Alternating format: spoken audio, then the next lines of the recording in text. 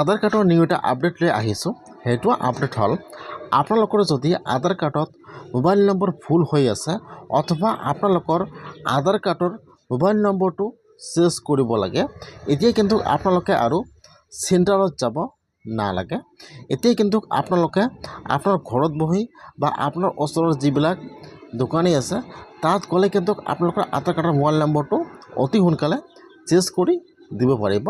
আধাৰ কাৰ্ডৰ যিকোনো কাম, phone number change, address change, আপোনাৰ নাম correction, date of birth correction, আপোনাৰ আধাৰ কাৰ্ডৰ যিকোনো কাৰেকশ্যনৰ কাম এতিয়া কিন্তু আপোনালোকে আৰু চেণ্টাৰত যাব নালাগে। এতিয়া কেনেকৈ আপোনালোকে ঘৰত বহি আপোনাৰ আধাৰ কাৰ্ডৰ মোবাইল নম্বৰটো চেঞ্জ কৰিব, মই আজি এইটো ভিডিঅ'ত আপোনালোকক সম্পূৰ্ণ প্ৰচেছ দেখুৱাই দি আছোঁ। যদি আপোনালোকৰ আধাৰ কাৰ্ডত মোবাইল নম্বৰ ভুল হৈ আছে কেনেকৈ চেঞ্জ কৰিব চাই লওক।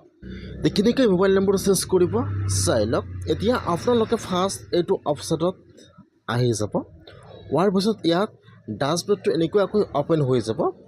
ইয়াত চাব দিয়া আছে মোবাইল এণ্ড ইমেইল আপডেট।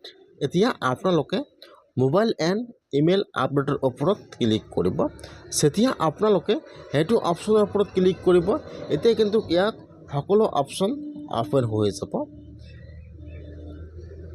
হোৱাৰ পিছত ইয়াত চাব দিয়া আছে 1 নম্বৰত। যেতিয়া আপোনালোকে ক্লিক কৰিব ইয়াত চাব 1 নম্বৰত আহি যাব নিউ এপ্লিকেশ্যন। এতিয়া আপোনালোকে নিউ এপ্লিকেশ্যনৰ ওপৰত এবাৰ ক্লিক কৰিব। নিউ এপ্লিকেশ্যন এতিয়া কিন্তু ইয়াত আৰু এটা নিউ পেজ এতিয়া অ'পেন হৈ যাব এনেকুৱাকৈ। ফাৰ্ষ্ট চাব দিয়া আছে ফুল নেম। ফাৰ্ষ্ট যিটো আপোনাৰ আধাৰ কাৰ্ডত ফুল নেম দিয়া আছে ফাৰ্ষ্ট ইয়াত আপোনাৰ ফুল নেমটো বহাই দিব। তাৰপিছত যিটো আপোনাৰ ফাদাৰ্ছ বা যিটো আপোনাৰ গাৰ্জিয়ান নেম আছে ইয়াত আপোনাৰ গাৰ্জিয়ান নেমটো বহাই দিব। তাৰপিছত যিটো আপোনাৰ আধাৰ কাৰ্ড নম্বৰ আছে এই ফলত আপোনাৰ ইয়াত চাব দি আছে আধাৰ কাৰ্ড নম্বৰ, আপোনাৰ আধাৰ কাৰ্ড নম্বৰটো বহাই দিব। এতিয়া আপোনালোকে আপোনাৰ আধাৰ কাৰ্ডত যিটো মোবাইল নম্বৰ এড কৰিব ইয়াত সেইটো মোবাইল নম্বৰ বহাই দিব। যদি ইমেইল আই ডি এড কৰে তেনেহ'লে ইয়াত ইমেইল আই ডি বহাই দিব, নহ'লে নিদিব। ইয়াত আছে অলৰেডি ছিলেক্ট কৰা আছে মোবাইল নম্বৰ আপডেট। আৰু যদি আপোনালোকে আপোনাৰ ফিংগাৰ আপডেট কৰোঁতে আপোনাৰ ফিংগাৰ লাগিব, ইয়াত আপোনালোকে সকলো ফিংগাৰ এটা এটাকৈ আপডেট কৰি দি দিব। সেইটো মই খালি দেখুৱাম যে কেনেকৈ আপোনালোকে আপোনাৰ আধাৰ কাৰ্ডৰ মোবাইল নম্বৰ চেঞ্জ কৰিব, মই আপোনালোক সেইটো প্ৰচেছ দেখুৱাই দি আছোঁ। তাৰপিছত দেখুৱাম যে কেনেকৈ আপোনালোকে আপোনাৰ ফিংগাৰটো চেঞ্জ কৰিব নেক্সট ভিডিঅ'ত সেইটো প্ৰচেছ দেখুৱাই দিম। ইয়াত আপোনালোকে আপোনাৰ যিটো মোবাইল নম্বৰ বহাই দিব মোবাইল নম্বৰটো বহাই দিব। যিহেতু আপোনালোকে আপোনাৰ বায়'মেট্ৰিকটো আপডেট নকৰে সেইকাৰণে আপোনালোকে ইয়াত সেইবোৰ ক্লিক কৰিব নালাগে। ইয়াত খালি আপোনাৰ মোবাইল নম্বৰটো বহাই দিব।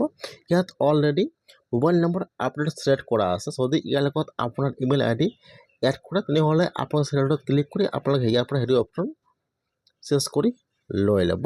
Mobile and email I D বহাই দিব।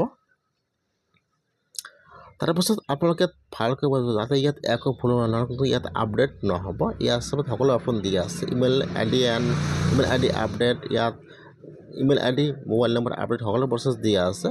মই যিহেতু খালি মোবাইল নম্বৰ চেঞ্জ কৰিম এইকাৰণে ইয়াত মোবাইল নম্বৰটো বহাই দিছোঁ। তাৰপিছত আপোনালোকে এতিয়া সকলো ভালকৈ চাই বহাই দি আপোনালোকে 4 মিনিটত ক্লিক কৰিব। যেতিয়া আপোনালোকে 4 মিনিটত ক্লিক কৰিব লগে লগে কিন্তু আপোনাৰ একাউণ্টৰ পৰা 130 টকা কাটি ল'ব।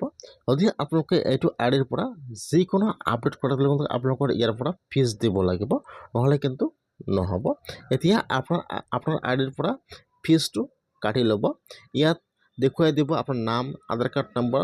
এতিয়া আপোনালোকে যিটো মোবাইল নম্বৰ এড কৰিলে ইয়াত মোবাইল নম্বৰটো দেখুৱাব। আৰু এইফালে চাব দিয়া আছে ৰিমাৰ্ক পেণ্ডিং। এতিয়া কিন্তু পেণ্ডিং হৈ আছে। যদি আপোনালোকে এইটো অপশ্যনৰ পৰা বা এইটো আই ডিৰ পৰা আপডেট কৰে তেনেহ'লে কিন্তু এদিনৰ পৰা 2 দিন টাইম লাগি যায় আপোনাৰ মোবাইল নম্বৰটো আপডেট হওঁতে। আপোনালোকে কিন্তু সেইটো আই ডিৰ পৰা আপোনাৰ আধাৰ কাৰ্ডৰ যিকোনো কাৰেকশ্যনৰ কাম বা যিকোনো আপডেট কৰিব পাৰিব। যদি আপোনাৰ ফিংগাৰটো আপডেট কৰিব লাগে তেনেহ'লে আপোনালোকে এইটো আই ডিৰ পৰা বা এইটো অপশ্যনৰ পৰা আপোনাৰ আধাৰ কাৰ্ডৰ ফিংগাৰ আপডেট, আপোনাৰ মোবাইল নম্বৰ চেঞ্জ, আৰু যদি আপোনাৰ ল'ৰা ছোৱালী 5 বছৰ তলত আছে তেনেহ'লে আপোনালোকে এইটো আইডিৰ পৰা নতুনকৈ আধাৰ কাৰ্ড বনাব পাৰিব।